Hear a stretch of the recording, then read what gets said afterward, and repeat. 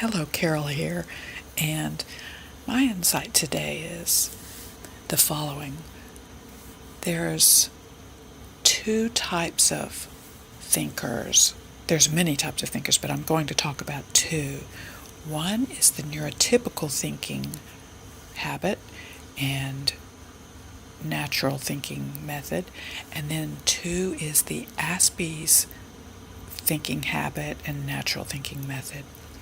The neurotypical is specializing in automatically being able to grasp the familiar, culturally accepted phenomenon and mimicking that and keeping up to date with that and fitting in and copying. Okay, so it's very easy for them to hear and then mimic, or hear and mimic, or maybe even read and mimic, but to understand the cultural nuances.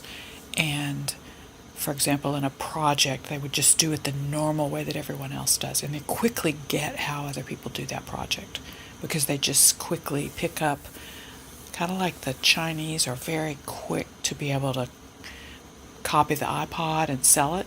They can figure it out, and they're not creating it, they're figuring it out and copying it and selling it. So that's kind of how the mind of a neurotypical works.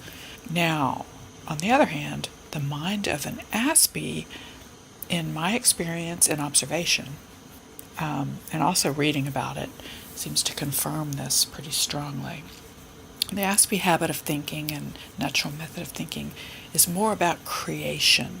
So we do spend an inordinate amount of times categorizing a phenomenon that we see around us or that we study. And in a way, that's not really copying, that's just understanding it and then putting it into a categorization methodology that works for us, okay, so that we can use that in our creations. And from those, systematized systems that we use, our own special systematized systems, then we use those systems to create. So I might study color and systematize it based on the Golden brand of acrylic paints and see everything through the eyes of, the computer printing industry as opposed to Van Gogh's eyes, and use that as my method to create. And I'll use it to create my art in new ways. Or someone might come along and invent a new language that's designed more properly so that mistakes and lies can't be told, and so forth. And this is a creation. Now, that same person that created a language may have trouble understanding an existing language because it's just to be kind of blunt and honest, and just between you and me, the language is sort of asinine. It's like the Aspie that creates a new language, he kind of looks at the English language, but he doesn't take it for granted like the neurotypicals. He sees it with all its flaws. The flaws scream at the Aspie.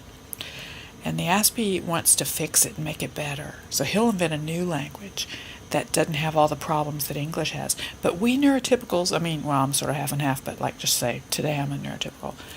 We neurotypicals, we just like the language just the way it is. It gets us what we want, why bother? We're like engineers. Why bother? We're fine with the language. What problems? It didn't have any problems. Oh yeah, I could tell he was lying, but the language didn't need to tell me that. I could just tell by his shifty eyes. Well, the Aspie comes along and says, yes, but what if you had a language that was even better? And they spend their whole life writing that new language. And the neurotypical's like, what the why waste your time on that? I'm going to go play video games.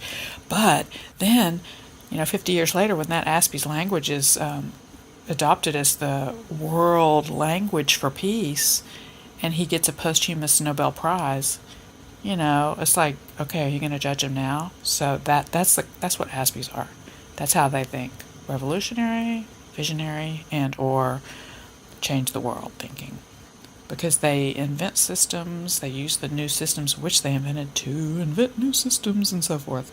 Well, thank you very much for letting me share my humble opinion of how the world works and about the mind of Aspies versus Neurotypicals.